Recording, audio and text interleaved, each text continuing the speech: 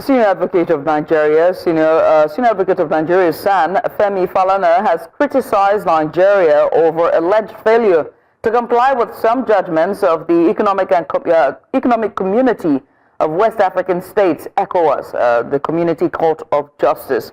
Falana was reacting to a recent statement by President Bola Tinubu during the 50th anniversary celebration of ECOWAS in Lagos, where he noted that the bloc had prompted democratic principles by observing, promoted democratic principles, I beg your pardon, by observing elections, facilitating mediation and strengthening institutions.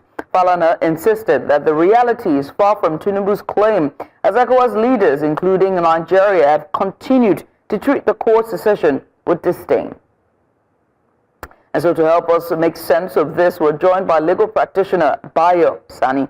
It's good to have you join us in the studio. Thank you for and a very good evening to you. Let's just get started with the statements or the comments by Senior Advocate of Nigeria, Femi Falana. And Nigeria is failing to comply, with some judgments of the ECOWAS, a community court. What would you make of that comment? You see, it is an unfortunate development in the legal system within the ECOWAS community, especially when it's coming from Nigeria, that is presently sitting as, chairing the ECOWAS community presently. You see, any refusal, act of refusal to obey or enforce judgment of any court whatsoever, any court whatsoever, should be seen as repugnant to natural justice, equity, and good conscience. It should not be tolerated in the present day society. So even if we are talking about, it's ECOWAS court or whatever, it shows the attitude of those governments to even the courts within their own countries. So it is a very unfortunate development, and I want to add my voice to the concerns raised by Mr. Femi Falana, SAN, about the willful refusal of member states, not only Nigeria. Nigeria is not the only culprit. A lot of them, many of these states have refused over time to obey the decisions of ECOWAS court. But is there a constitutional or legislative obligation to comply with ECOWAS's rulings? Now, that is where the problem lies. ECOWAS court was actually created by Article 6 of the ECOWAS Treaty. And by that article, member states have the obligation to obey and enforce the decisions of that court. But where the problem lies is not in the creation or the obligation. It's in the mechanism put in place to ensure that the decisions are enforced and implemented. And if you refuse to obey or you refuse to enforce it, what redress do those who have the judgment in their favor have before any court? That is the lacuna that we have in that legal framework. So, like you rightly asked, it's not that we don't have any statutory provision for yes under the Article 6 of that ECOWAS treaty. So there's a legal framework creating the ECOWAS court, but the lacuna in that legal framework is that lack of enforcement mechanism. And so, it begs to ask the question whether the court can then, ECOWAS court can then sanction member states, for example, Nigeria, for non-compliance of this ruling. That is the enforcement mechanism that we are talking about. There's no consequence for disobedience. And why is that, though? Is it just the rules itself, or is this just lack of political will or sheer will to follow through? You see, when we talk about lack of political will, we must be talking about, is there any provision in the first place to ensure the full compliance of these member states with these decisions of this court? And if they refuse, there should be consequences. If you look at the local courts now, under the local jurisdiction, when I mean local, I'm talking about within the internal states, within the legal system of the member states. Now, Nigeria, for example, we have contempt proceedings. If a court gives an order and you refuse to obey the order of court, there is contempt. You can commence contempt proceedings against that person who has refused to obey the order of court. And also, you have the several mechanisms. You have the order of mandamus that can compel anybody in authority to actually act if they refuse to act. You understand? And even if you are the Inspector General of Police, contempt proceedings can be commenced against you if you refuse to obey the court order. But now look at ECOWAS, for example. We have created a state.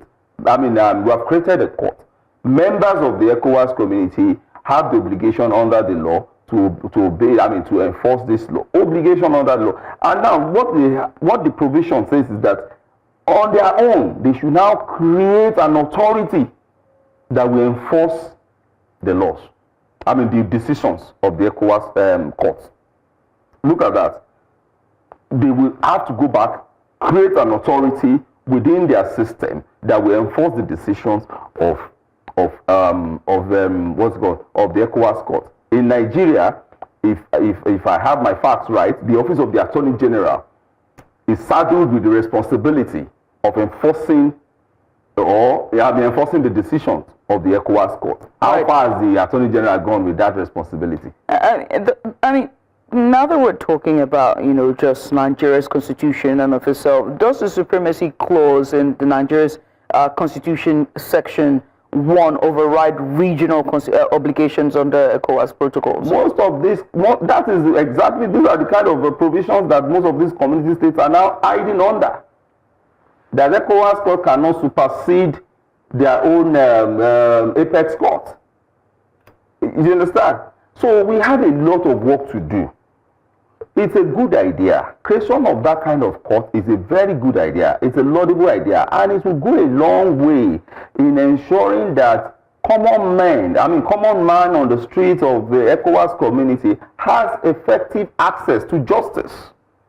It will go a long way. We have seen a lot of cases. Look at the recent decision in Nigeria where the ECOWAS court ruled that the sentencing of that fellow that I think burnt the Quran or something and was sentenced to death by the Sharia court, the ECOWAS court ruled that decision is unconstitutional.